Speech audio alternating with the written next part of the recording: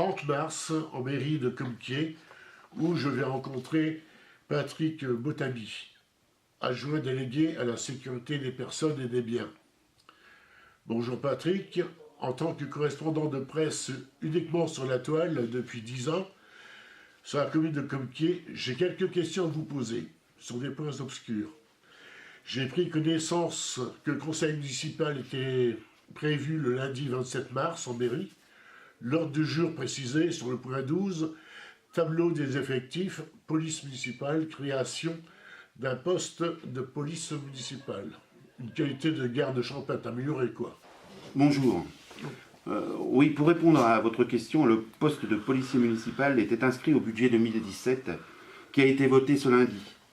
Suivant le vote du budget, la création du poste de policier municipal a été soumise au Conseil et bien sûr, un débat s'est engagé sur les missions de cet agent et l'utilité de sa présence à Compiègne.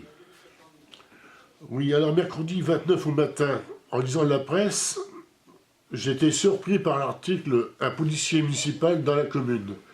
Je m'interroge sur les propos mentionnés. C'est-à-dire, le projet défendu par Patrick Botamy, conseiller sécurité, a été attaqué par Philippe Moreau, tête de liste d'opposition, qui ne voyait pas la nécessité. Est-ce le cas? Le débat s'est réellement orienté sur le choix de l'installation d'un policier municipal plutôt qu'un ASVP, agent de sûreté de la voie publique. Le policier municipal n'est ni un garde champêtre, ni un ASVP. Le policier municipal exécute, sous l'autorité du maire, les tâches que celui-ci lui confie en matière de prévention et de surveillance, du bon ordre, de la tranquillité, de la sécurité et de la salubrité publique. Exécution des arrêtés de police du maire, constatation par procès-verbaux des infractions à ces arrêtés. Les missions du policier municipal en matière de surveillance générale de la voie et des lieux publics s'inscrivent dans le cadre d'une véritable police de proximité au plus proche de la population. Bien sûr, Compiègne est une commune où il fait bon vivre. Toutefois, depuis le début du mandat, j'ai pu constater de nombreux actes d'incivilité et autres petits larcins. J'ai d'ailleurs été à maintes reprises, interpellé par des Compiègnois à ce sujet. Le dispositif de participation citoyenne, plus connu sous le nom de voisins vigilants, a bien amélioré les choses. Mais la présence à Compiègne d'un policier municipal devrait, j'en suis certain, limiter ces actes d'incivilité. La commune est en pleine extension. Les nouveaux restaurants scolaires et les 3 classes seront prêtes à la rentrée prochaine. C'est une nécessité. Notre premier adjoint, Loïc Renaud, a commandé une étude pour améliorer et agrandir le complexe sportif. Pourquoi? Parce que là aussi, c'est une nécessité. Alors, pour qu'il fasse toujours aussi bon vivre à Compiègne, avec une population de plus en plus nombreuse, le policier municipal est lui aussi une nécessité.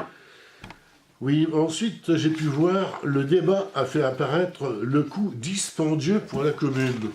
C'est-à-dire qu'il exige beaucoup de dépenses, entraîne des grands frais, habitudes de luxe dispendieuses, train de vie dispendieux, onéreux, coûteux, ruineux.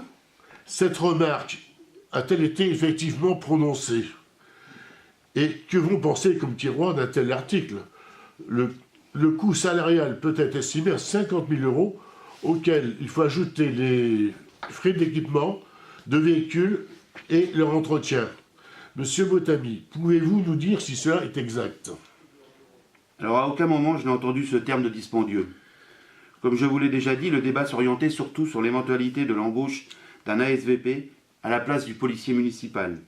L'emploi d'un tel agent coûtant moins cher, un peu moins de 10 000 € par an. Le problème est que cet ASVP n'a pas les mêmes pouvoirs que le policier municipal. Entre autres, il ne peut pas effectuer de contrôle d'identité, ne peut pas non plus effectuer la circulation, et bien d'autres missions d'ailleurs. En ce qui concerne le coût salarial du policier municipal, il a été estimé à 40 000 € maximum, selon le recrutement qui sera fait. 6 000 € pour le véhicule ont été prévus au budget, mais évidemment, celui-ci ne sera pas changé tous les ans. Malgré la demande d'un vote à bulletin secret de quelques conseillers, le maire a préféré un vote à main levée pour faire passer ce projet. Qu'en pensez-vous? Est-ce égal de ne pas accéder à un vote à bulletin secret lorsque plusieurs élus le demandent? Monsieur le maire n'a fait que respecter la loi. 7 personnes ont demandé le vote à bulletin secret. 7 sur 22 personnes présentes. Le tiers n'étant pas atteint, le vote à main levée restait possible. Par contre, l'article ne parle pas des points beaucoup plus intéressants débattus au cours de ce conseil municipal. Pourquoi? Un autre sujet oublié, le correspondant de presse n'a pas mentionné la démission de Philippe Moreau, tête de liste d'opposition, avant la clôture du conseil municipal. Pouvez-vous me confirmer si Philippe Moreau a bien démissionné? Alors, je ne peux pas répondre à votre question, effectivement. De nombreux points, tout aussi intéressants que la mise en place du policier municipal, ont été abordés. Comme par exemple les travaux d'urgence au château, pour lequel un budget de plus de 200 000 € ont été votés.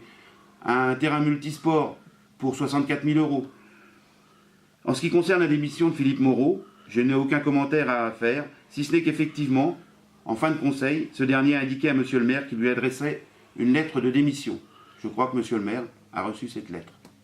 Je vous remercie beaucoup de vos réponses qui vont éclairer les communiqués rois. Au revoir, monsieur Botabi. Merci Jean-Marie. Au revoir.